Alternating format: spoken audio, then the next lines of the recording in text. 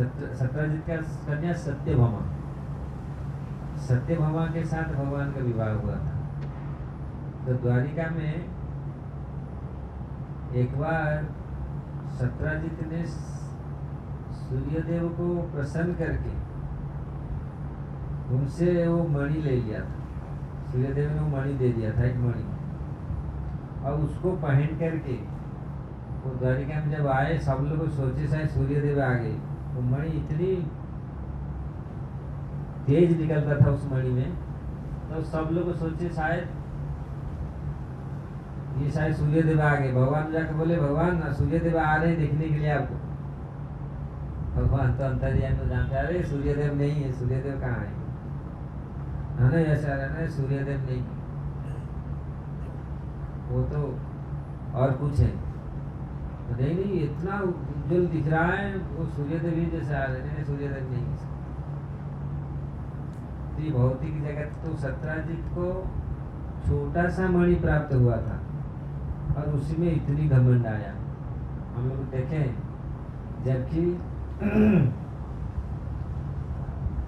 वास्तविक सूर्यदेव जिनको मणि के रूप में हमेशा प्रेम करते हैं, इसलिए जयदेव गोस्वामी जो गीत गोविंद में लिखे, दीनमणि मंडल मंडन भवखंडन।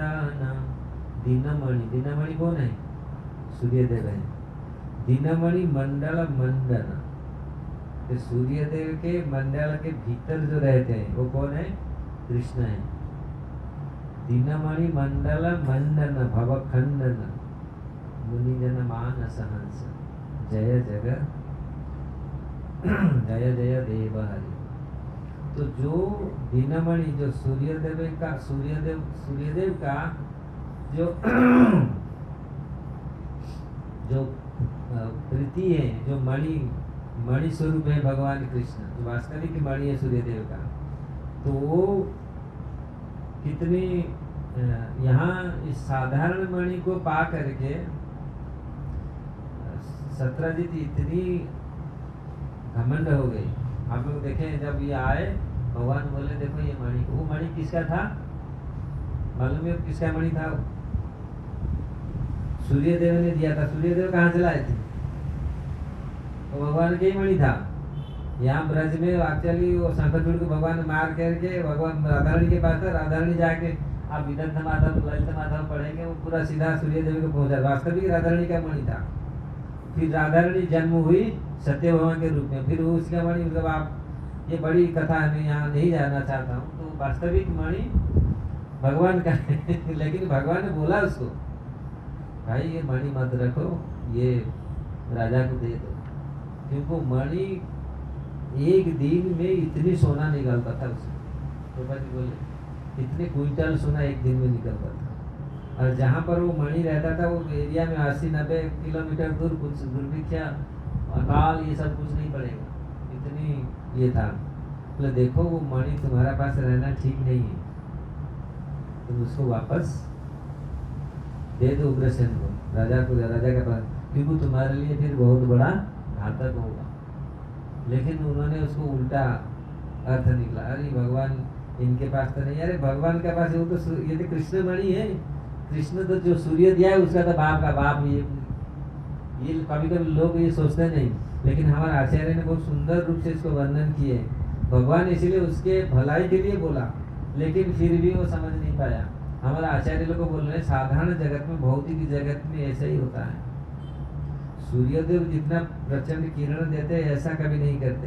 जो बालू गर्म हो जाता है ना, बालू के ऊपर जाओ आपका पाँव पूरा जला देगा। जो छोटा सा बालू इतनी गर्म हो जाता है, ये भौतिक जगत इस प्रकार है। छोटे लोग के पास थोड़ा सा पावर आ जाते हैं ना, फटाफट जलाते हैं। जो सूर्यदेव का असली पावर, कितनी एक सेकेंड में कितनी शक्ति प्रदान करता है जगत के लिए। एक सेकेंड में जो इलेक्ट्रिसिटी जो प्रदान, जो लाइट देता है, वो साइंटिस्ट लोग अभी चर्चा करके रखे, जितना ऊर्जा वहां से निकलता है यहाँ जगत में, वो अभी निकाल नहीं सकता ऐसा ऊर्जा। और वो भगवान को अपने मणि, अपना मणि बना करके रखे, कृष्ण को कृष्ण मणि रखे। और वहाँ थोड़ा सा कृपा हो गया इसके ऊपर, भौतिक जगत का ये है, अगर हमारे हमारे पास कुछ कुछ विद्या आ जाता है ना, धन दौलत या कुछ भी हो, तो हम लोग इतनी अहंकार हो जाता है। तो इस प्रकार सर हमारे आचार्य लोग उदाहरण दिए, इस प्रकार छोटे छोटे ये उदाहरण दिए, ऐसे ऐसे बहुत सारे उदाहरण दिया है। तो अगर ये मणि भगवान को दे देते तो अच्छा होता, लेकिन उन्होंने दिया नहीं, उन्होंने अपने पास रखा और बोला लगा ये मांग रहे, मैं इसको इतनी कष्ट करके उसको ये किया, मैं कैसे उनको दे दूं।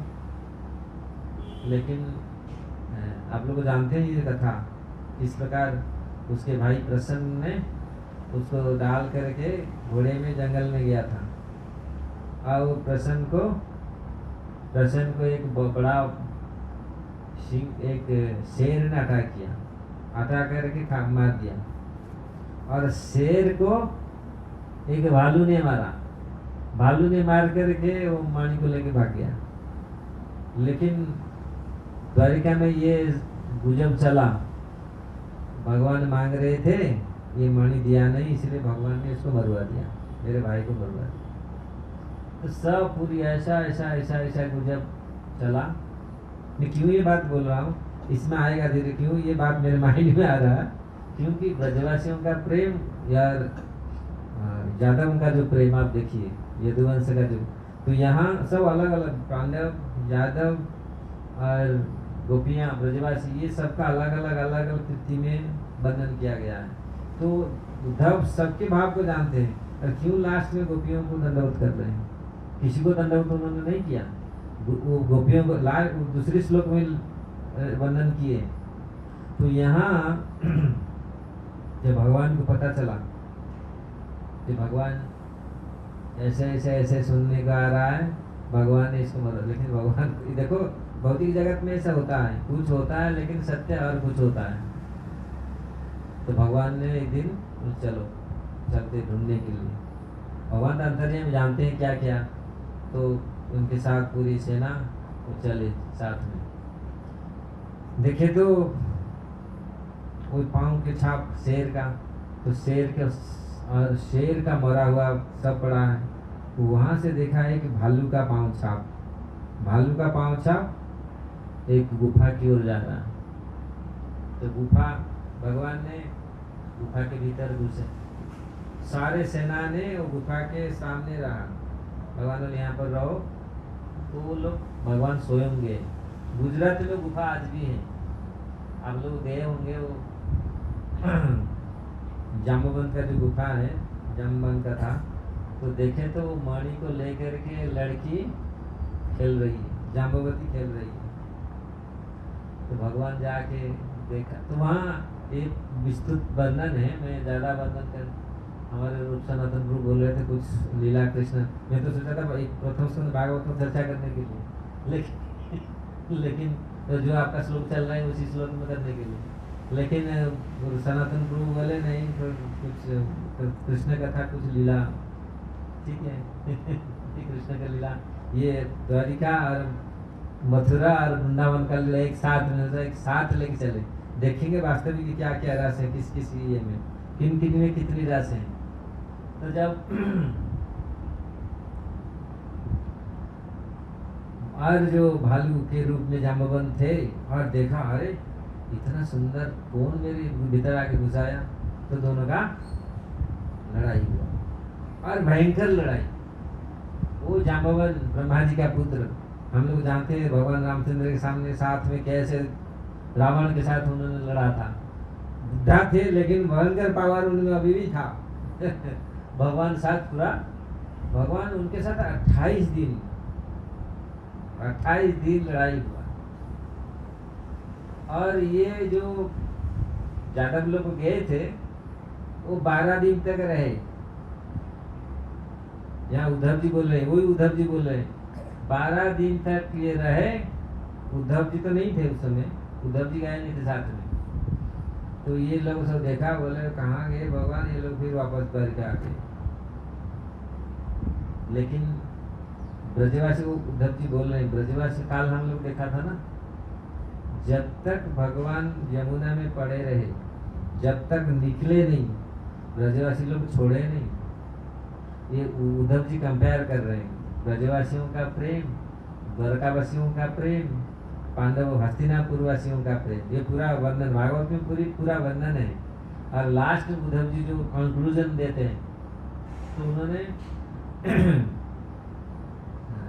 ये लोग से भागाए छोड़ करके। लेकिन ब्रजवासी लोग जब तक यमुना में भगवान पड़े रहे, जब तक नहीं आए, तो सब लोग तो चाह रहे थे भीतर घुस जाए। लेकिन ये तो बलराम जी तो पूरा बल प्रयोग करके सबको रोका। और सारे ब्रज गोपियां, बड़े बड़े जो वृद्ध गोपियां, वो लोग यशोदा मैया और सब लोग को रोका। इसीलिए वो तो प्रवेश नहीं तो सब लोग प्रवेश करने वाले थे यमुना में। इतनी देखो कितनी प्रीति उनमें था। लेकिन यहाँ 10-12 दिन तक ये जानते हैं भगवान भगवान है, भगवान का कोई कुछ नहीं बिगाड़ सकता, कोई कुछ नहीं कर सकता। लेकिन वो लोग इंतजार नहीं किए, भागे। तो भगवान फिर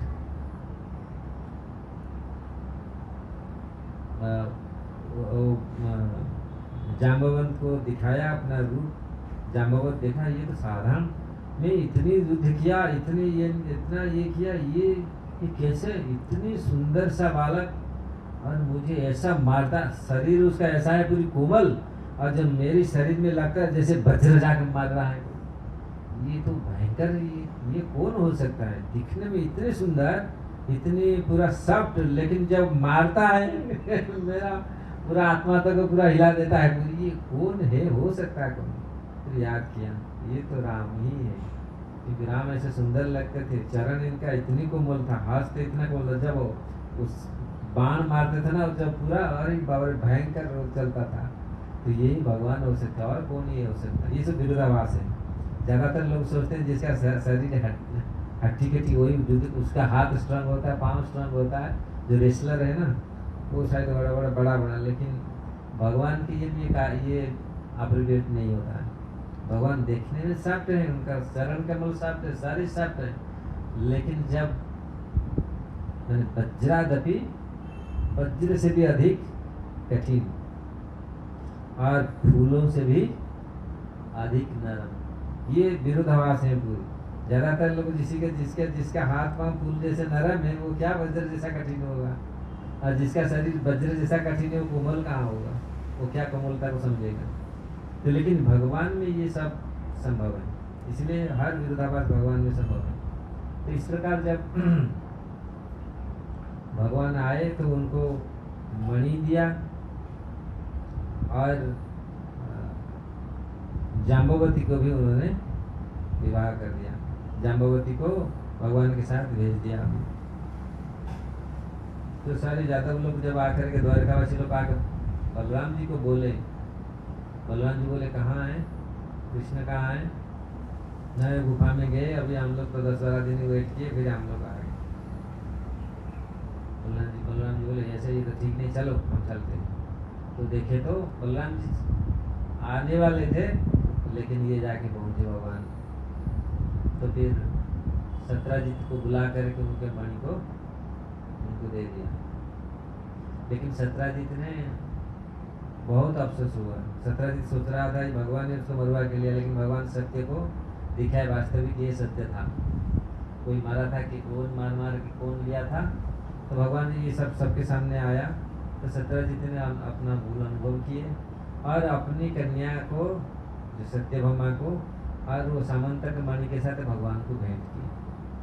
लेकिन फिर भी भगवान सामंतक मणि लिए, वो मणि को लिए नहीं, आप मणि आप रखो। फिर भगवान मणि उसको वापस लौटा दिया, और वही मणि उनका काल बना। ये भौतिक जगत में होता है, धन दौलत ये ज्यादा होने से यही काल बनता है। वो धन को याद कर कहाँ कैसे पैसा कहाँ रखूंगा, किधर रखूंगा, मेरे जाने के बाद क्या होगा, अरे सोच के आदमी, चाहे धन हो, चाहे पुत्र हो, पुत्री, लोगों को इस प्रकार सोच के हो।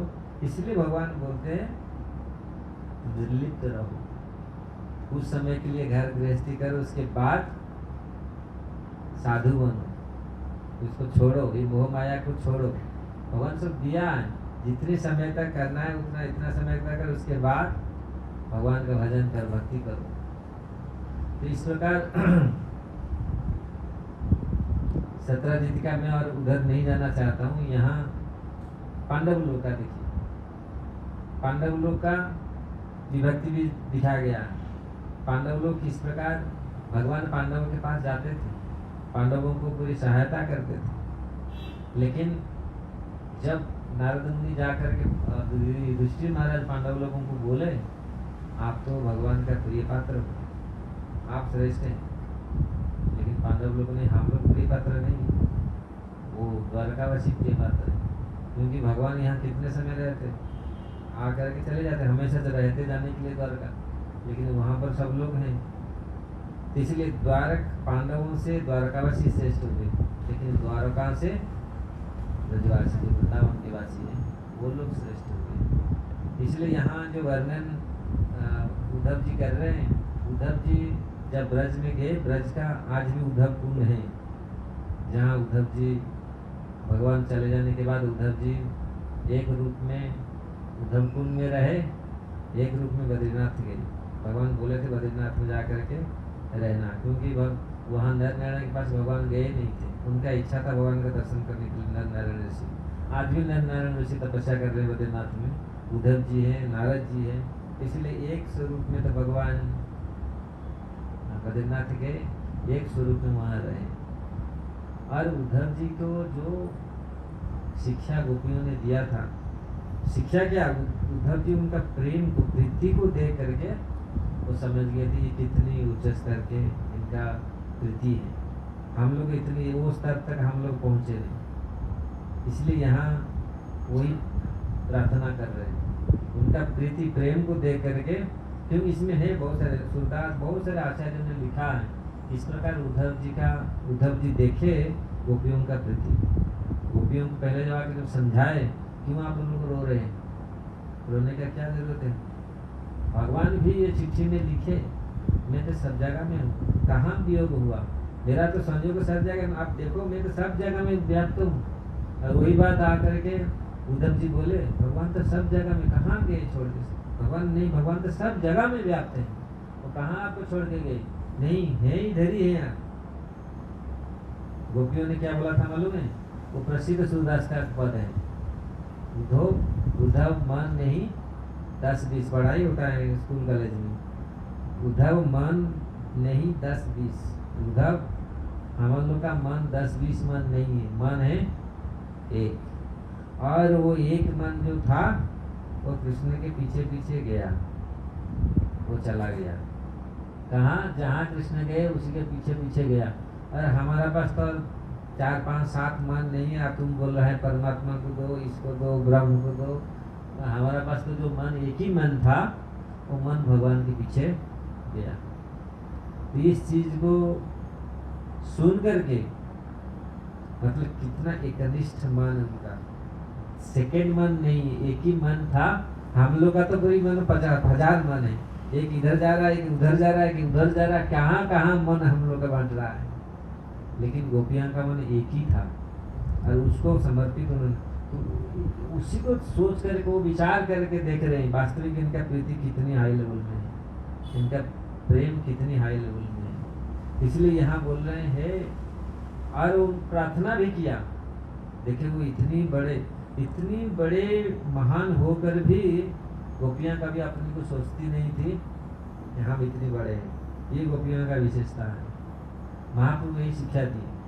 महाप्रभु बोले ना हम विप्र नच नरपति, ना भी वैश्य ना शूद्र, मैं ब्राह्मण क्षत्रिय वैश्य शूद्र में कुछ नहीं, मैं गृहस्थ ब्रह्मचारी सन्यासी वानप्रस्थ में कुछ नहीं, मैं गोपी भट्टु कमल गोपी भट्टु पद कमल दास दास दासानु दास, मैं कुछ नहीं हूँ, मैं गोपियों का भट्टु, भगवान कृष्ण का दास का दास का दास का दास।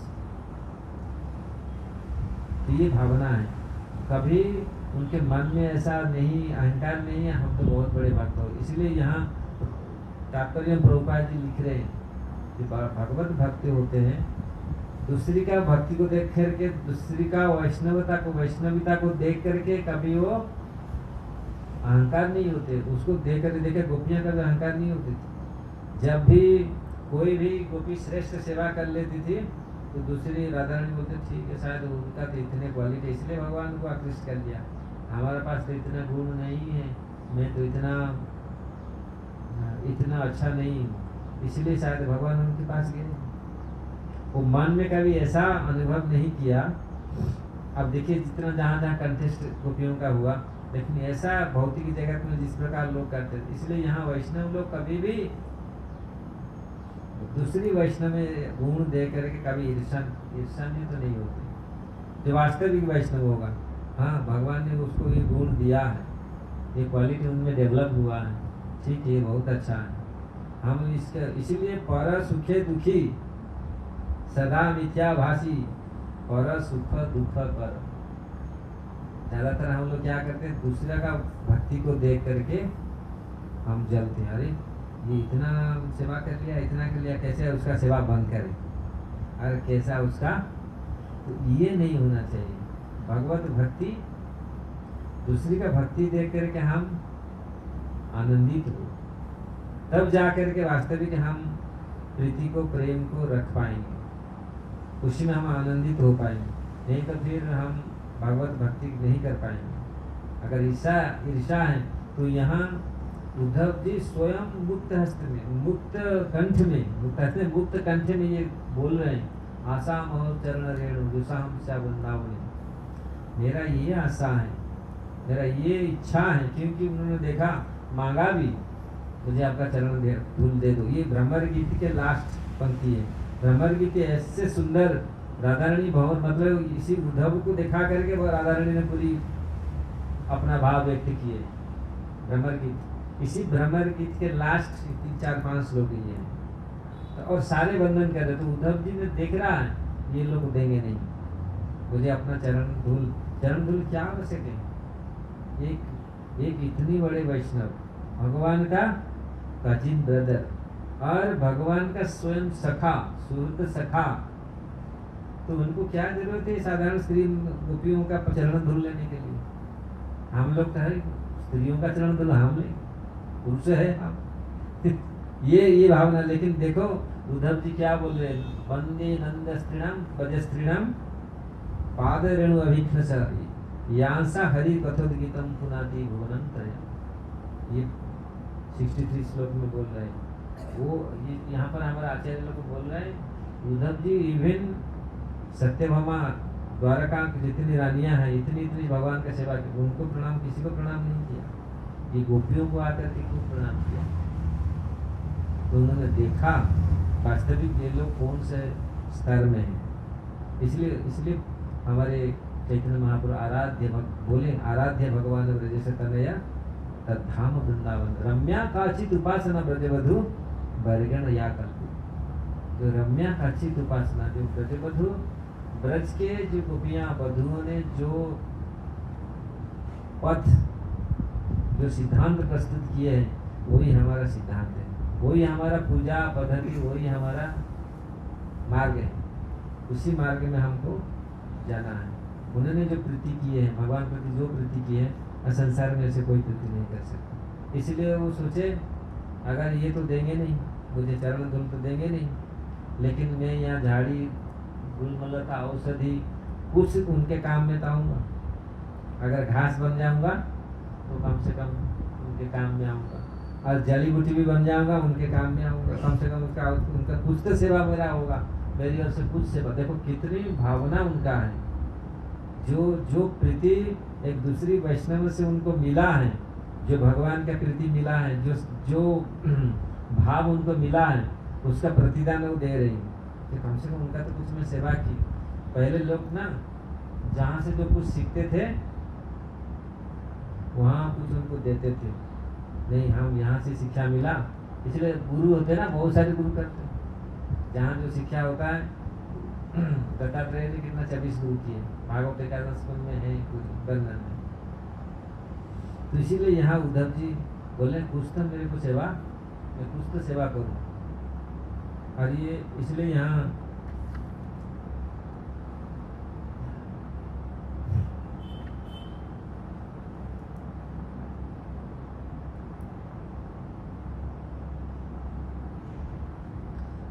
प्रभुपाद जी बोल रहे हैं उद्धव जी का यही कामना रहा कि इस वृंदावन में किस प्रकार घास गुलमलता औषधि में बन जाओ।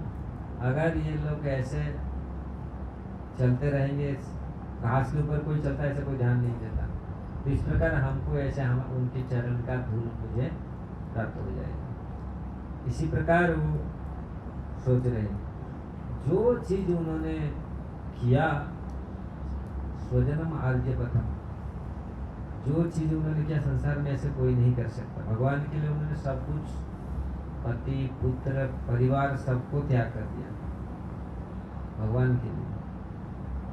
आज इसीलिए संसार में हम लोग तो बोलना नहीं जाता तो क्या करो, सब कुछ रख के करो, लेकिन फिर भी नहीं होता है। हम लोग का कितनी अटैचमेंट है और ये लोग सब कुछ छोड़ करके भागते। इसलिए ये साधारण बात नहीं, साधारण स्तर ये दिखाए। हाँ, ये तो नित्य परिकर थे, भगवान के नित्य परिकर, नित्य नाम से आए थे, लोग नित्य परिकर थे, लेकिन ये शिक्षा दे रहे हैं हम लोग जीवों के लिए। हम लोग जितनी परिवार के प्रति इतनी आकृष्ट हैं, वास्तविक परिवार हमारा कृष्ण है। कृष्ण ही हमारा सेंटर होना चाहिए। अगर कृष्ण सब कुछ है तो आज हम लोग देखे ब्रजवासी लोग भगवान कितना सोचते थे, उनको हमेशा उनको सोचते थे, याद करते थे, और बारी बारी में समय पर उन्होंने चिट्ठी भेजते थे, दूत भेजते थे। तो इस प्रकार उद्धव जी का यहाँ जो वर्णन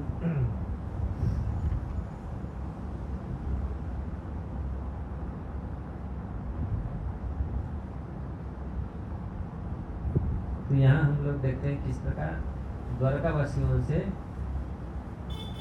गोपियाँ किस प्रकार उच्च स्तर में है। और यही सिद्धांत द्वैत भागवत मूर्ति में सनातन गोस्वामी ने दिया। और यहाँ सनातन गोस्वामी अपनी टीका में वैष्णव तोषणी में उन्होंने बहुत कुछ लिखे हैं कि वास्तविक के लोग कितनी, उनके जो भक्ति कितनी उच्चतर भक्ति थी। और इसलिए आज जो वृंदावन है, भगवान का तो नित्य लीला ऐसे चल रहा है, प्रकट अप्रकट लीला चल रहा है, लेकिन यही हमारा रास्ता है। अगर हम प्रभुपाद जी ने वही सिद्धांत को यहाँ पर प्रस्तुत किए और चैतन्य महाप्रभु भी आकर के वही शिक्षा दिए।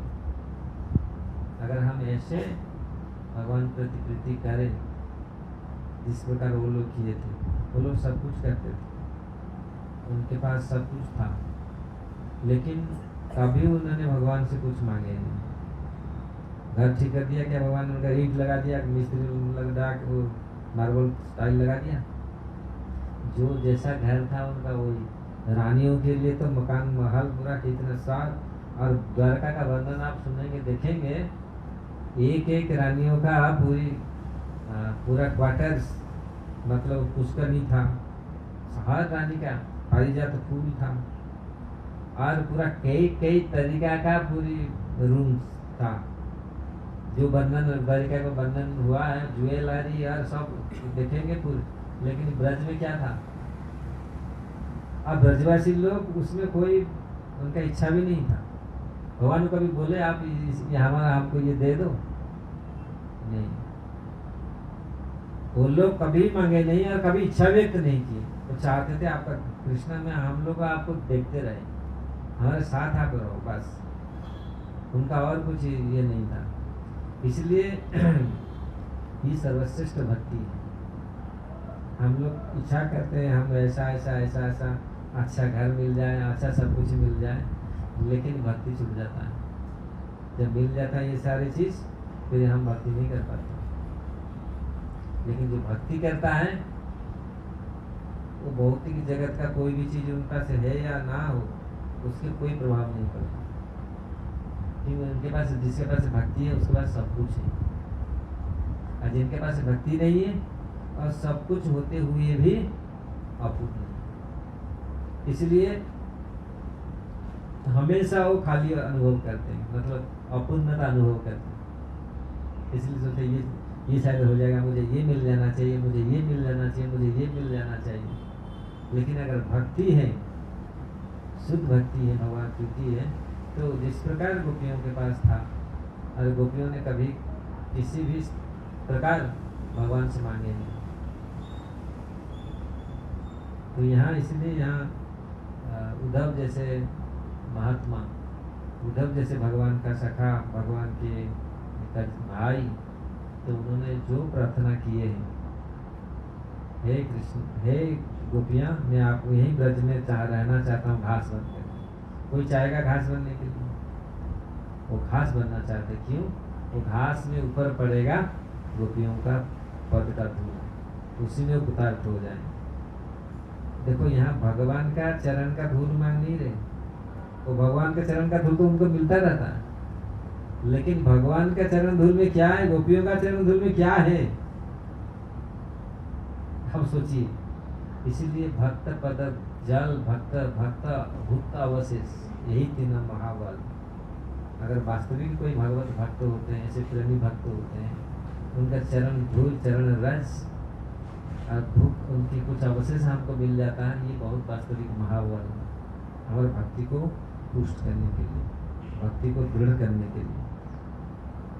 इसलिए शुद्ध भक्ति मिलना चाहते थे, इसलिए शुद्ध भक्त चरण रेणु भजन अनुकूल, भक्त सेवा परम सिद्धि प्रेम लतिका। ये शुद्ध भक्तों के चरण धूल में जितनी शक्ति है, बहुत शक्ति है भगवान कृष्ण को प्राप्त होने के लिए। इसलिए यहाँ उद्धव जी ये गुणगान कर रहे हैं, और इनकी चरण के धूल में इतनी शक्ति है, इतनी भक्ति है, अगर थोड़ा सा ऐसा मिल जाएगा तो हमको पूरी पुष्ट कर देगा। भौतिक जगत में लोग दूसरी चीज के पीछे भागते हैं, लेकिन वास्तविक भगवत भक्ति, जो ऐसे भगवत भक्त हैं, अगर उनके स्पर्श में हम आ गए तो हमारा भक्ति हृदय में जागृत हो जाएगा। और ये भौतिक जगत का जो क्लेश, भौतिक जगत का जो बोरिंग, लोग बैठे बैठे कितनी बोरिंग आ रही, इतना समय हो गया, ये हो गया, वो गया, इतना रह गया, कितनी परेशान है, कितनी दुख में संतप्त है। अगर ये भगवत भक्ति हमको मिला, प्रेम मिलेगा, हम कभी हम सोच नहीं सकते कि ये जगत हमको कुछ लगेगा ही नहीं। आकाश पुष्पाय, प्रभुदानंद सरस्वती ने लिखे हैं। अगर चैतन्य महाप्रभु का करुणा कृपा कृपाख्य जगत थोड़ा सा मिल गया तो ये सब कुछ नहीं है। भौतिक जगत का कोई चीज कंपेयर नहीं है। इसलिए भगवत भक्तों का अगर संग हमको थोड़ा सा मिल गया, जैसे भगवत भक्तों का चरण का धूल हमको थोड़ा सा मिल गया, उनकी कृपा मिल गया, उनका दर्शन हो गया, तो हमारे हृदय में ऐसा अनंत काल तक उत्साह बना रहेगा। ये बना रहना चाहिए। क्या उत्साह 2 मिनट के लिए होता है, फिर काम हो जाता है। आज मंगलारती जाऊंगा, आज थोड़ा भजन करूंगा, फिर 2 मिनट में खत्म, गया काम। अरे अच्छा नहीं हो रहा है, चलो टीवी देखूंगा, तो आज फिल्म देखूंगा, क्रिकेट देखूंगा, ये देखूंगा, फिर आप फोन में चला, फोन में गया, भाई गया तो भीतर गया, फिर कितना समय चला गया, अरे कहाँ माया में फंस गया। ऐसा ही होता है। लेकिन जो उत्साह भगवत भक्ति में थोड़ा सा अगर मिलेगा, ऐसा भगवत भक्तों का ऐसा मिलेगा, तो यही उद्धव जी का अभिप्राय, इच्छा है। कितना समय हुआ क्या? इसका कोई प्रश्न है यार? कुछ समय सर आप बोला, मैं कुछ सोच नहीं पाया कौन सा श्लोक, इसलिए मेरे माइंड में ये आया।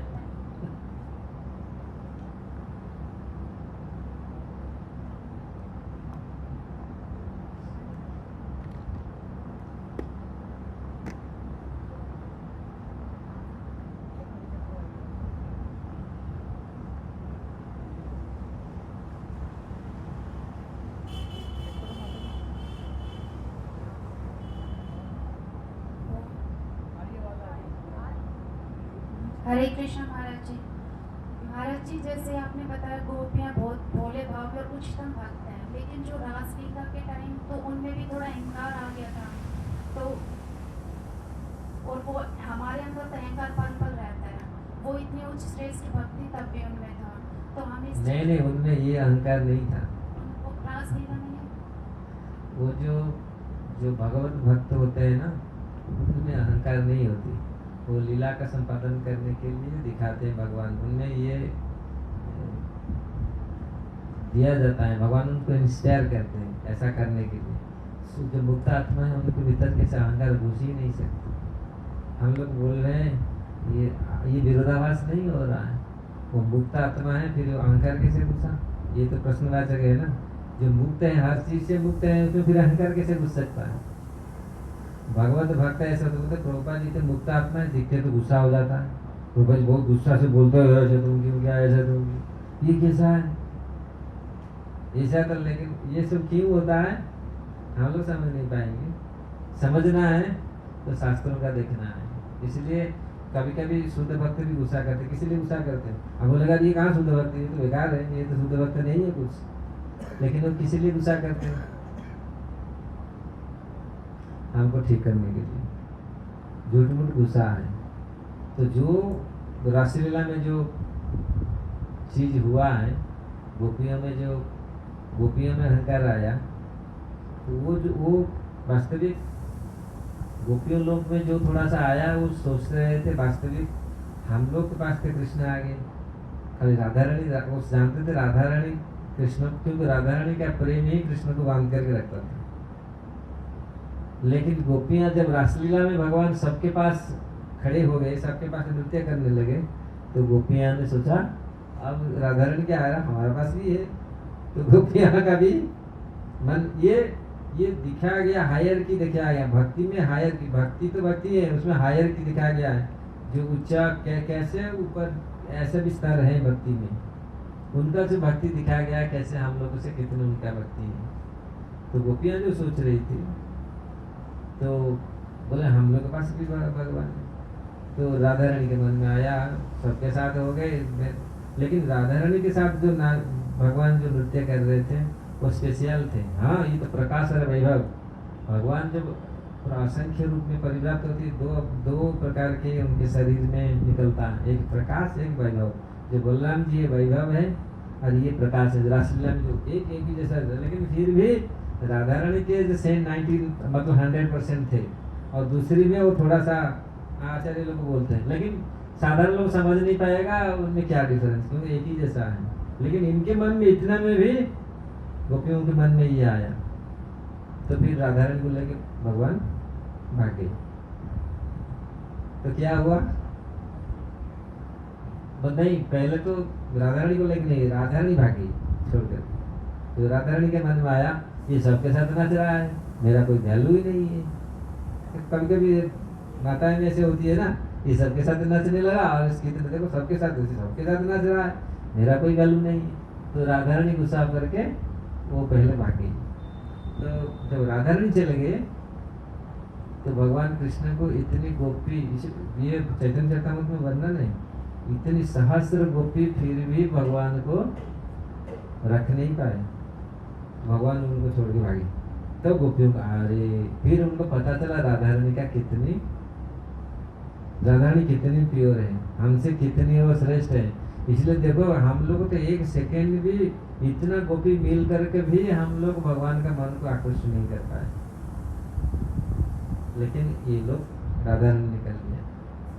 और राधा रानी को लेकर भगवान गए, फिर वो माता है। लेकिन ये जो सब दिखा गया है, ये एक के ऊपर एक चीज वर्णन किया गया है। इनको दिखाने के लिए इनका हायर रस कैसा है, उनसे भी दिखा गया द्वारकावासियों का। राधा रानी कैसे, किस प्रकार द्वारका से भी राधा रानी, ये लोग श्रेष्ठ हैं।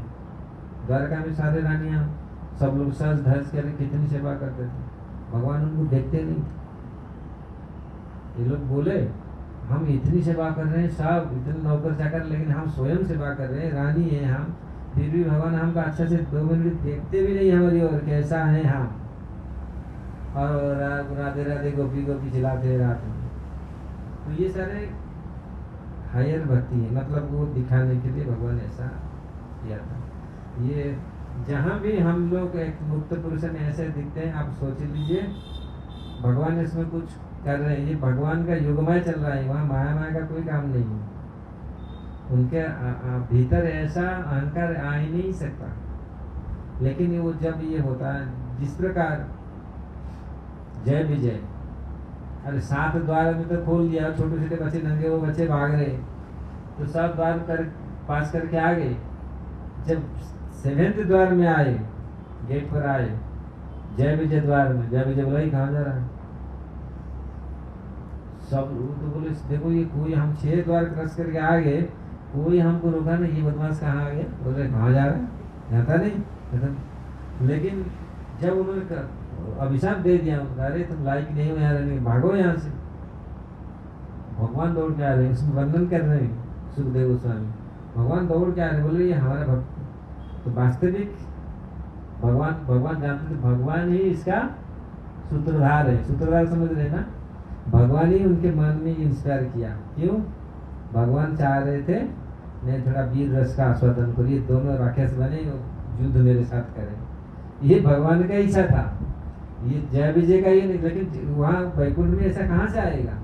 अच्छा, वैकुंठ में प्रवेश नहीं करता, ये गोलोक वृंदावन में ऐसे प्रवेश कर सकता, गोपियों का वन में प्रवेश कर सकता, इस चीज नहीं हो सकता। तो ये तो दिखाने के लिए, और एक दृष्टि से एक दूसरे के कैसा वो कंटेस्ट करते थे, ऐसा हमारा जैसे यहाँ कंटेस्ट नहीं है।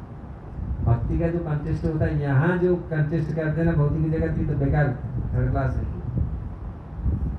लेकिन वहाँ जो कंटेस्ट होता है, मैं आपको उदाहरण, बहुत सारे उदाहरण शास्त्र में दिया गया है, वहाँ जो कंटेस्ट होता है वो पूरी इसी प्रकार कंटेस्ट नहीं है, वो पूरी मर्यादा से होता है, और ऐसे कभी मन में उनका नहीं होता है।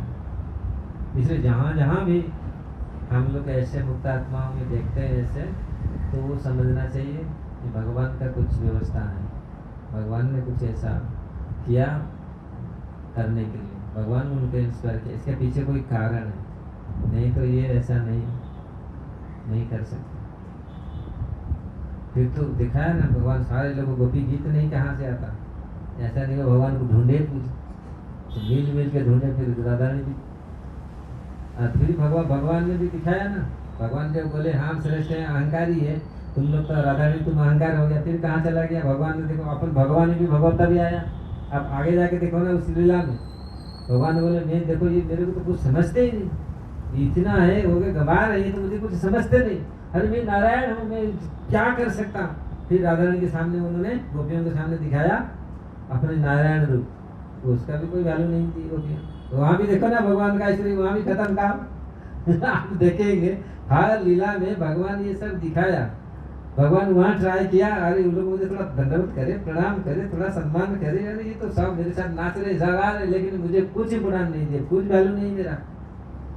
लेकिन जब चतुर्भुज नारायण, आज भी चतुर्भुज नारायण जहाँ भगवान दिखाया था, और गोपियाँ का दंडवत किया, परिक्रमा किया, भाई हमारा कृष्ण कहाँ है, आप वहाँ से आप साइड हो जाओ, वो दंडवत करके गए कृष्ण को। तो ये दिखाया ना भगवान, जहाँ जहाँ भी आप देखिए, जहाँ तो यहाँ कहाँ हुआ। इसीलिए जो श्रेष्ठ, जहाँ श्रेष्ठ जिनके पास भक्ति है, तो वही भगवान वो राधा रानी का भाव को चोरी किया। चैतन्य महाप्रभु में आकर के राधा रानी का हृदय में जा करके वो चीज को चोरी किया महाप्रभु कृष्ण स्वयं, तो कैसा भाव था। इसीलिए जितने सारे भगवत भक्त राधा रानी सर्वश्रेष्ठता है। इसीलिए गोविंद नंदिनी राधे गोविंद मोहिनी, जो संसार काम द्वारा कृष्ण मदन के द्वारा गोविंद मोहिनी राधे गोविंद लाधिनी। तो गोविंद किस प्रकार राधा रानी कौन है? भगवान की ही है, लाधिनी पोटेंसी। राधा कृष्ण में कोई ये नहीं है, भिन्नता नहीं, लेकिन लीला रस आस्वादित धारे दुई रूप, और लीला रस आस्वादन करने के लिए 2 रूप उन्होंने लिए। इसलिए जो कृष्ण को भी आकृष्ट करती है संसार में, वो आत्मा राम में, आत्मा काम, फिर राधा रानी क्यों आकृष्ट करती है? अगर ऐसा अहंकारी होता तो कोई अहंकार के प्रति आकृष्ट होते भगवान? ये देखने का हम ये नहीं, अच्छा क्वेश्चन आप किया, कम से कम बहुत लोगों का डाउट्स हैं। एक और प्रश्न महाराज जी, कल आपने कपट और द्वेष के बारे में बताया था, तो कपट तो कहीं ना कहीं थोड़ा कंट्रोल हो समझ में नहीं आता। आपने कहा था द्वेष और कपट होगा तो नहीं आएगा, और द्वेष को हम खत्म भी करना चाहते हैं, लेकिन है ना तो द्वेष खत्म होता है ना भागवतम समझ में आती है। तो कोई आसान तरीका बता दीजिए जिससे द्वेष ना हो। इनसे हिडन फॉर्म में द्वेष रहता है, शब्दों में सोचते हैं, लेकिन वो मन में तो कहीं ना कभी चलता ही है किसी न किसी के प्रति। तो द्वेष, तो ये तो हम लोग जानते हैं, हमारे भीतर ये द्वेष है। ये द्वेष जाएगा कैसे? ईर्ष्या जाएगा कैसा?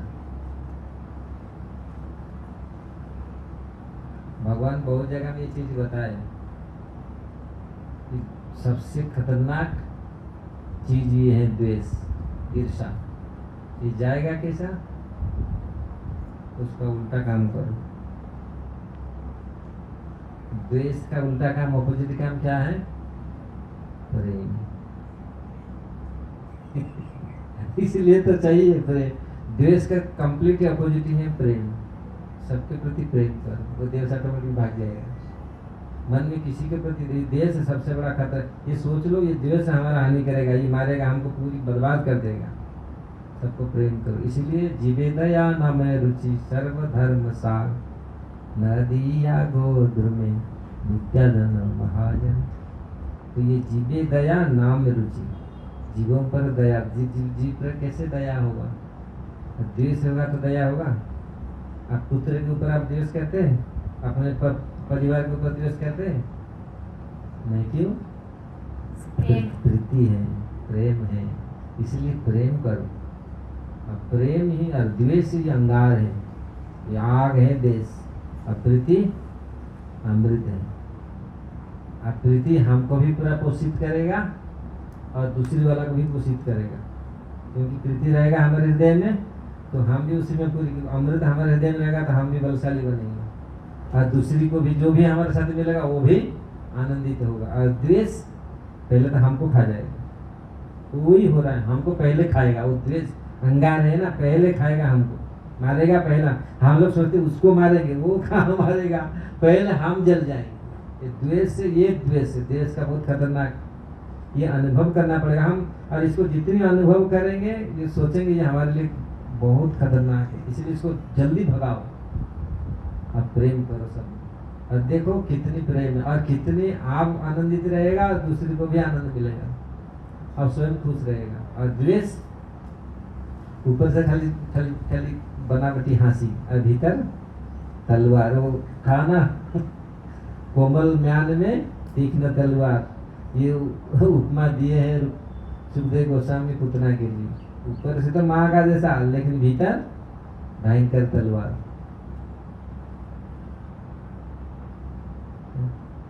हो गया? हाँ? लेकिन महाराज जी जैसे आप लेकिन फिर पुत्र से तो जैसे नेचुरल होता है, परिवार से तो नेचुरली प्रेम होता है, लेकिन वही परिवार प्रति क्यों नेचुरल प्रेम होता है?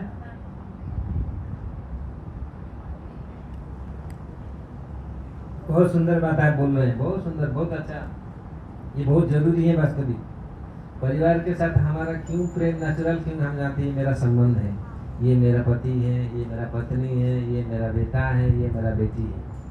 लेकिन हमारा परिवार क्या है? कृष्ण ही हमारा सब कुछ है। अगर कृष्ण, इसलिए संबंध पहले, हमारा संबंध ज्ञान, सारे शास्त्र यही बात बोलता है, संबंध। अगर हम संबंध कृष्ण के साथ रख, कृष्ण ही हमारा सब कुछ है। कृष्ण हमारा तुम्हें वो माता च पिता, तुम्हें वो बंधु च सखा बोलते हैं, लेकिन कहाँ संबंध तो बनाया ही नहीं अभी तक। इसलिए हमारा आचार्य लोग बोलते हैं, जो गुरु के साथ दीक्षा होता है, गुरु होता है, तो गुरु के साथ शिक्षा तो वही संबंध स्थापन होता है, पहले संबंध होता है। नहीं, ये हमारा अभी संबंध हुआ, कृष्ण के साथ हमारा संबंध हुआ, तो संबंध हो गया। जिस प्रकार आपका संबंध है इसमें, इसके साथ, इसलिए बोले ये हमारा पति है, ये हमारा पत्नी है। तो अगर कृष्ण के साथ हमारा संबंध हो गया, हम नहीं, कृष्ण हमारा सब कुछ है, तो पूरी कृष्ण के जितने परिवार है सब हमारा परिवार है। तीसरा संसार पूरी कृष्ण का परिवार है, तो सबके प्रति प्रीति होगा। क्योंकि हम ये तब सबको समझ में आ रहा हो नहीं रहा। संबंध कृष्ण के साथ संबंध हम स्थापन किया, कभी बनी नहीं बात।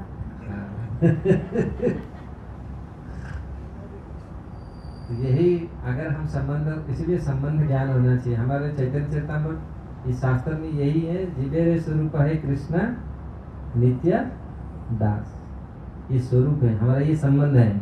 हम कृष्ण का नित्य दास है, ये हम भगवान हमारे प्रभु हैं।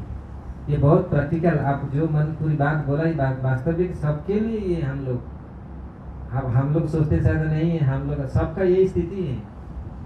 ये पूरी परफेक्ट, माता जी ने पूरी परफेक्ट बात बोले।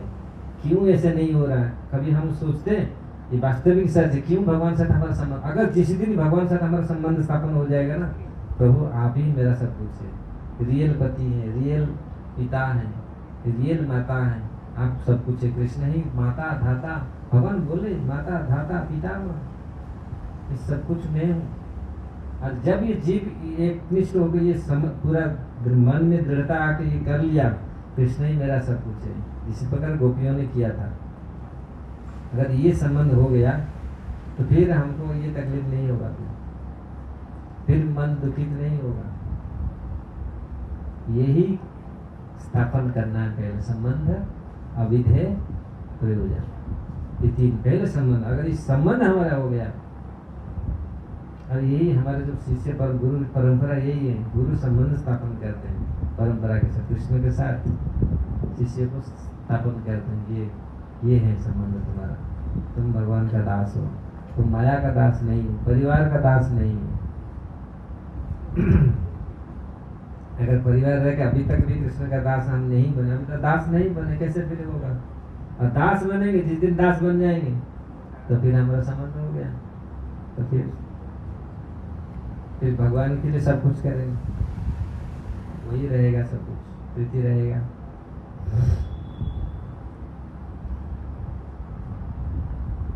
अरे आएगा कैसा? भगवत भक्तों की कृपा से, गुरु की कृपा से, वैष्णव की कृपा से ये होगा। अगर हम प्रयास कर रहे हैं अपना, लेकिन अगर वैष्णव का गुरु का कृपा हो गया तो ये फिर दृढ़ता आएगी संबंध में, तो संबंध होगा दृढ़ता से आएगा, नहीं तो मुश्किल ही है। थैंक यू महाराज। हरे कृष्ण।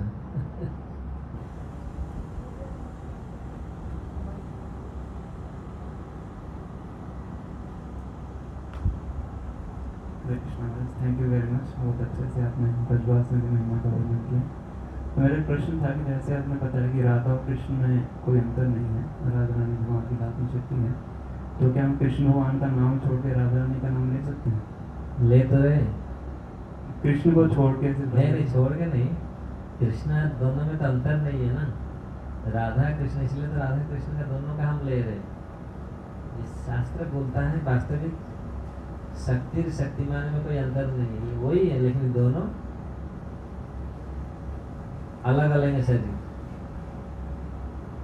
और जब राधा रानी, हम तो जो हरे कृष्ण महामंत्र इसीलिए तो हुआ है, दोनों राधा और कृष्ण का, हरे मतलब राधा रानी का नाम है, इसीलिए राधा रानी का नाम लेते हैं। राधा रानी कृष्ण की सेवा में हम नियुक्ति करेंगे, जरूरी है।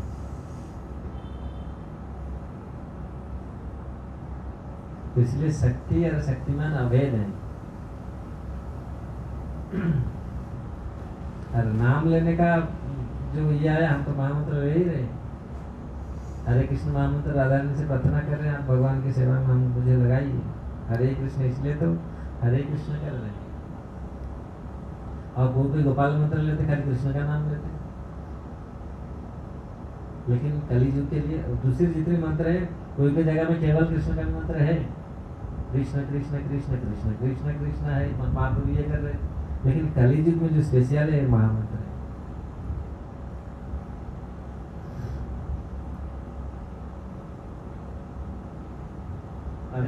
जैसे गोपाल मंत्र आपने बताया कि उसमें भगवान कृष्ण का नाम है, तो ऐसे कोई राधा रानी के मंत्र हैं जिसमें सिर्फ राधा रानी का? हाँ, राधा रानी का भी मंत्र है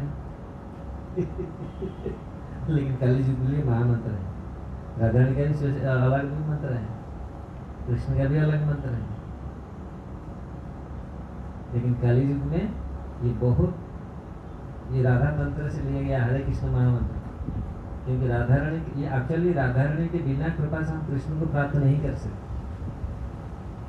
ये भी है, क्योंकि राधा रानी जिस प्रकार बलराम आदि गुरु है, राधा रानी भी आदि गुरु है, क्योंकि बिना राधा रानी की कृपा से हम कृष्ण का सेवा में नियुक्त नहीं हो सकते। इसीलिए प्रभुपाद जी आप देखिए महामंत्र में ट्रांसलेशन प्रभुपाद बोलते हैं राधा रानी, हारा मतलब राधा रानी का ये वो एनर्जी ऑफ लॉर्ड, आप मुझे एंगेज कीजिए, आपके सेवा में दीजिए, सेवा अधिकार दिए करो निज दास। इसलिए राधा रानी की क्या ही कृपा से हम भगवान को पा सकते हैं। ये हम लोग का यही सिद्धांत है, बिना राधा रानी की कृपा से हम प्राप्त नहीं कर सकते भगवान को। इसलिए तुलसी महारानी से लेकर आप जितने हमारा जो जितनी पद्धति है ना, ये सब राधा अनुगत्य, गोपी अनुगत्य, गोपियों मंजरी, ये सब जितने सब ये सब वो सिस्टम हुई है।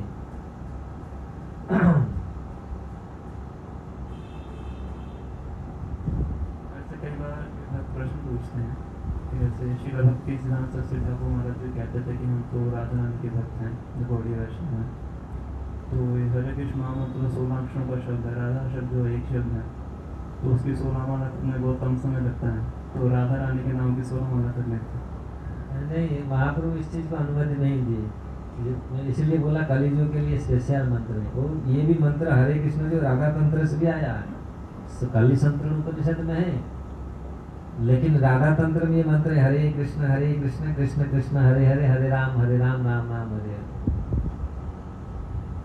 इसलिए ये कलियुग के लिए स्पेशल महाप्रभु लाए। अरे महाप्रभु लाए नहीं, ये फिर इसमें प्रेम भी दिए। ये महामंत्र स्पेशल है, जिस प्रकार हरिदास ठाकुर जी के पास स्वयं माया देवी आकर के दिखा लिए, क्यों बोले ये कलियुग में महाप्रभु प्रेम नाम लेके आए, इसलिए प्रेम हरि नाम। नाम तो तब से है, सब जगह हर समय है, हर युग में है, लेकिन ये स्पेशल हरि ये कलियुग में जो महाप्रभु आए उसमें प्रेम दिए, स्पेशल ये हरि नाम ये कलियुग में। इसलिए आप सुने होंगे प्रेम हरि नाम, ये प्रेम महाप्रभु स्पेशल इसमें दिए। और इसमें स्पेशल शक्ति है। वही तो कुछ लोग तो क्या क्या बोलते, तो हजार लोग हजार चीज बोलते, लेकिन हमारा जो सिद्धांत है हम सिद्धांत के हिसाब से चलें। हमारा जो फिलोसफी शास्त्र का हम लोग जो हमारे जो आचार्यों ने जो लिखा है उसी चीज में हम लोग को चले। चैतन्य महाप्रभु का तो भक्त तो गौरांग गौरांग बोलता था जब करता था, चैतन्य चेतामृत में है ना, बोला तुम्हारा इष्ट है गौरांग था। बहुत सारी चीजें हैं, लेकिन जो भी है, लेकिन जो आचार्य लोग को जो किए हैं सिद्धांत जो दिए है, बस महामंत्र ये कलियुग के लिए है। और इसे हम देख रहे महामंत्र कैसे महाप्रभु ने स्वयं सबको ये किया था, वितरित किया था। और प्रभुपाद जी ने दिए, प्रभुपाद जी ने आगे बहुत उस समय 500 साल पहले ऐसा ऐसा काम, लेकिन प्रभुपाद जी ने स्वयं अभी कुछ समय पहले की करके दिखाया इस प्रकार मंत्र कैसा चमत्कार है। इसलिए इसमें कुछ संदेह नहीं यार। लोग सोचते हैं यार हम लोग अलग से राधा रानी का मंत्र जप करके तुरंत पहुंच जाएंगे। नरोत्तम दास ठाकुर बोलते हैं, मैं जब बचपन में था, दोनों का तो प्रेम है, मैं मेरे बात बोल रहा हूँ, अलग अलग भाव है, दोनों का प्रति मेरा प्रेम था, राधा रानी के प्रति और कृष्ण के प्रति। जब कोई राधा रानी को बड़ा कर देता था मुझे बहुत दुख होता है, कृष्ण को छोटा कर देता था। अब कोई कृष्ण को छोटा कर देता, कृष्ण को बड़ा करके राधा रानी को छोटा कर देता, अरे क्योंकि दोनों तो एक ही है, तो कभी कभी दुख होता है। आप लोग देखा होगा, माइंड में कभी होगा तो ये तो समान है। कभी कभी ऐसा है ना, वो सारी का जो चिड़िया दोनों कंटेस्ट करते हैं, हमारा तो राधा ऐसा है, हमारा कृष्ण तो ऐसा है। बंगाली में एक गीत है, हमारा कृष्ण गिरी धरी थी लो, उसमें बंगाली में ना कैसे धरी, वो गिरिराज कैसे उठाया, वो तो राधा रानी की शक्ति था इसलिए उठाया। आई बोले हमारा बंसी कृष्ण का कैसे, इसमें पूरी वो काट रहे हैं बात को पूरी। लेकिन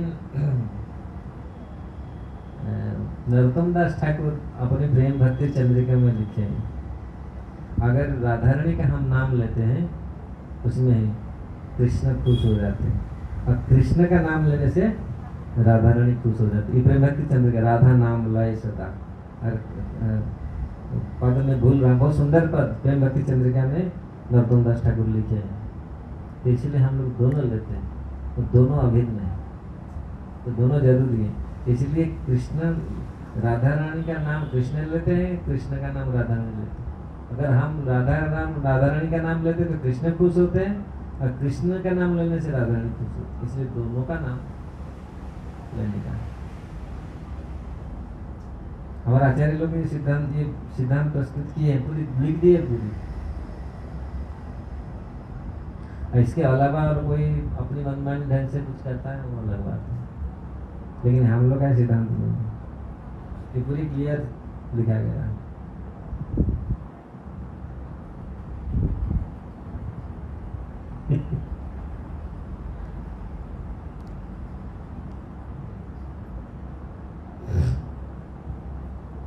हरे कृष्णा।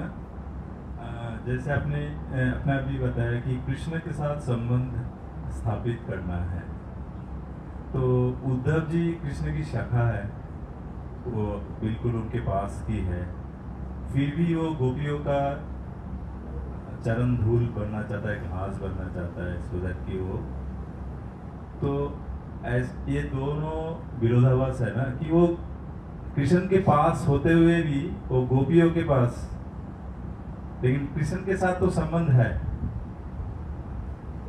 एक तो ये क्वेश्चन है। दूसरा क्वेश्चन ये है कि सब हमेशा हम बोलते हैं कि बलराम आदि गुरु है, तो हमारे मंत्र में बलराम का कोई जिक्र नहीं है, लेकिन बोलते हैं कि बलराम की शक्ति मिलेगा तभी कृष्ण की नाम कर सकते हैं, लेकिन हम बलराम का नाम लेते नहीं है, दिन भर हरे कृष्ण ही करते हैं।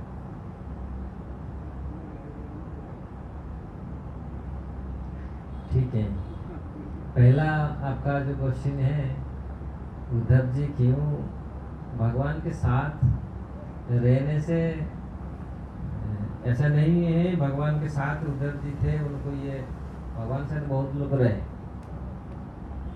लेकिन उद्धव जी क्यों क्या अनुभव किया, मैं भगवान साथ में रहकर भी इतनी प्रीति नहीं है जिनकी गोपियों के पास जितना प्रीति है। समझ रहे हैं ना, भगवान के साथ तो रानियां ज्यादा समय थे और रानियां को दंडवत नहीं किया। यहाँ दिखा गया है वास्तविक प्रीति किसके पास है, और ये मुक्त कंठ में उन्होंने ये वर्णन भी किया, देखा भी है, वो बोल भी दिया और मांग भी लिया कि ऐसा प्रीति मेरा हो। समझ रहे हैं ना, इसीलिए व्रत भागवत मृत में सनातन गोस्वामी सबके पास जाते हैं, सबका पूरी वर्णन किया। नारद जी सबके पास जाते हैं, पांडव के पास जाते हैं, पांडव लोग को पूछते हैं आप बड़ा भगवान का आपका प्रिय है, नहीं हम लोग प्रिय नहीं। वो द्वारकावासी सबके पास जाते हैं, तो सब लोग बोल रहे नहीं हम प्रिय नहीं, उद्धव ज्यादा प्रिय, क्योंकि भगवान उनका अंतरंग के बाद उनको ही बोलते, उनके प्राय समय उनके साथ रहते वही है। उद्धव जी के पास गए, उद्धव जी बोलते नहीं, क्योंकि उद्धव जी जानते भगवान का मन का बात, उनका मन कहाँ है, वो देखा, रियलाइज किया, क्योंकि वो अनुभव किया मैं हूँ उनका सखा। मैं ऐसे सखा होने पर भी, सखा से भी स्त्री भी ज्यादा नजदीक है। बहुत लोग का दोस्त है, लेकिन स्त्री ज्यादा नजदीक है ना, नहीं, जो वास्तविक जो ज्यादा अंतरंग है। तो इस प्रकार उन्होंने अनुभव किया वास्तविक, हम लोग जितना यहाँ रानियां भी है, सब सखा है सब, लेकिन इनसे भी ज्यादा भगवान याद करते उनको, गोपियों। इसलिए वो लोग, और वो केवल ऐसे बोलने से नहीं हुआ, वो अनुभव, मतलब द्वारिका में तो ऐसे चिल्लाते थे भगवान ऐसे बाबा वेश में, तो स्वयं जाके ब्रज में जो गए देखे, ये वास्तविक अनुभव के लोग वास्तविक इस स्तर में, समझे हुआ। और दूसरा बलराम जी का कृपा नहीं होगा। देखिए बलराम जी बहुत रूप में भगवान का सेवा करते हैं। बलराम जी आदि गुरु स्वयं गुरु के रूप में, जो आपका गुरु है, हाँ, जो गुरु वर्ग है। और बलराम जी भी सख्यता, सख्य, दास्य, सख्य, वात्सल्य, माधुर्य, 5 रस में भगवान का सेवा करते हैं। समझ में आ रहा है कुछ? हैं? बलराम जी भी गुरु के रूप में जैसे गुरु हैं, नित्यानंद का प्रतिनिधि, नित्यानंद प्रभु स्वयं गुरु तो बलराम जी का प्रतिनिधि है। और गुरु भी राधा रानी का भी प्रतिनिधि है, श्रीमती का भी प्रतिनिधि है। हमारे गुरु माँ ये चीज डीप फिलोसफी में नहीं चाहता था यहाँ बोलने के लिए, लेकिन वो आप लोग प्रश्न कर रहा है। हमारे गुरु महाराज ने कम से कम 30 साल पहले इस चीज को पूरी क्लियर करके बताया। श्रीमती भी गुरु है, मतलब श्रीमती समझ रहे हैं ना, श्रीमती किसको बोलते हैं? राधा रानी को बोलते हैं। तो बलराम जी भी राधा रानी के छोटे बहन अनंग मंजरी के रूप में माधुर्य रस में भी सेवा करते हैं। इसलिए बलराम नहीं, ऐसा नहीं। बलराम जी भी अभिन्न तत्व हैं। कृष्ण जिस प्रकार कृष्ण के साथ अभिन्न है, तो ये सारे गुरु तत्व एक ही हैं। गुरु तत्व एक, समझ रहे हैं ना? गुरु तत्व एक ही तत्व है, चाहे राधा रानी हो, बलराम हो, लेकिन दो लाइन है, लेकिन तत्व एक ही है। क्योंकि उस सभी की जो ओरिजिन है वो तो कृष्ण ही है। तो अगर हम कृष्ण का ही सेवा कर रहे हैं, पूजा कर रहे हैं, हम एक बार बोल रहे हैं कि हाँ राधा रानी कृष्ण की आह्लादिनी शक्ति है और बलराम भी कृष्ण का ही विस्तार है, सब कुछ। फिर कृष्ण जब बलराम जी भी संबित शक्ति है, जैसे संबित, सन्निध, लाधिनी, 3 जो शक्तियां है ना भगवान का, सच्चिदानंद है ना, बलराम जी एक शक्ति है। हाँ, तो जैसे तो फिर तत्व तो एक ही है ना। आपका जो क्वेश्चन है, बलराम जी कैसे अंश ग्रहण करते हैं, इसमें भाग कैसे लेते हैं? आप क्वेश्चन था ना, बलराम जी को तो हम प्रत्येक रूप में देख नहीं पाते, भाग, लेकिन बलराम जी तो इसमें भाग ले रहे हैं। बलराम जी भी अपनी भाव में राधा रानी का बहन बन करके भी वो सेवा कर रहे हैं। स्वयं बलराम अनंग मंजरी के रूप में वो भी माधुर्य रस में सेवा कर रहे हैं। दास्य रस में स्वयं दास है, अनंत से स्वयं दास है। और वात्सल्य रस में स्वयं बड़े भाई है, पिताजी जैसा है। समझ रहे हैं? और किसका रस रह गया? शांत रस में भी है वात्सल्य, दास्य, सख्य, सखा भी है, दोस्त भी है, वात्सल्य में भी है, माधुर्य में भी है। कहाँ साथ नहीं दे रहे? गुरु होकर के साथ भी दे रहे, सिखा रहे हैं। इसलिए और कुछ डाउट रहा?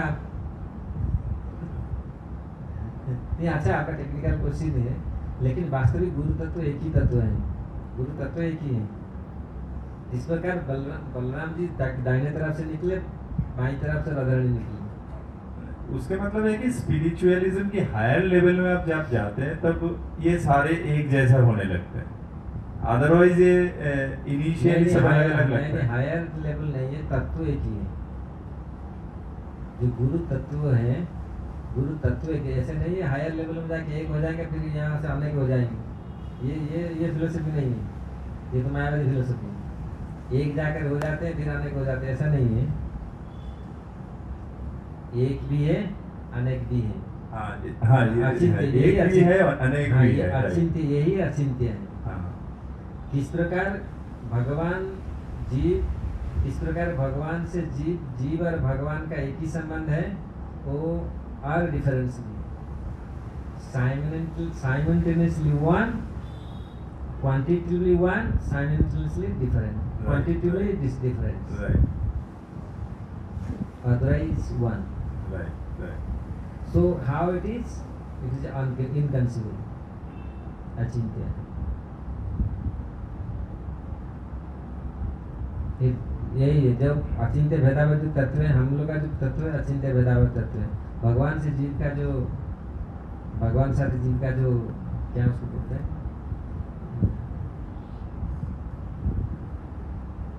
क्वालिटिवली they are one, quantitatively they are different. Hindi में क्या बोलते हैं? गुणात्मक एक है और परिणामता डिफरेंस है। हाँ सर, ये है, लेकिन और जीवात्मा भगवान नहीं हो सकता। क्योंकि मायावादी लोग थोड़ा सा डिफरेंस है। मायावादी लोग जो पूरा कर लेते हैं, मिला देते सब एक है, सब कुछ एक है, ये नहीं है। मैं हाँ तो वैष्णव जो हाँ बस मैं सोचा था शायद आप लोग यही कर ये हाँ बस वही।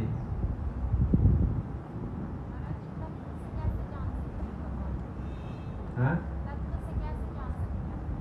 तत्व से कैसे जाने? भगवान हमारा प्रभु है, हम उनका दास है। कौन सा तत्व? कितने तत्व हैं?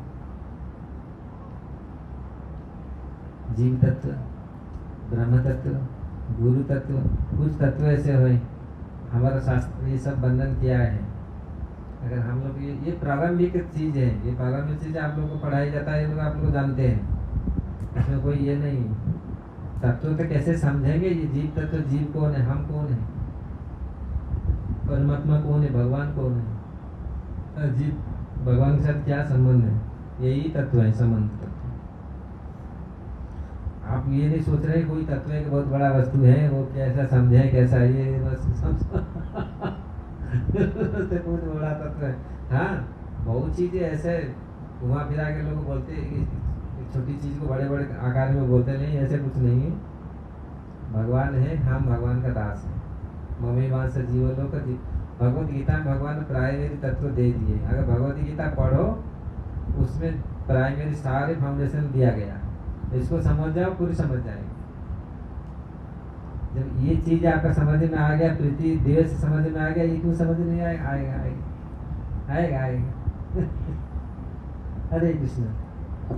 ग्रंथराज श्रीमद् भागवतम और किसका है? श्रील प्रभुपाद की जय।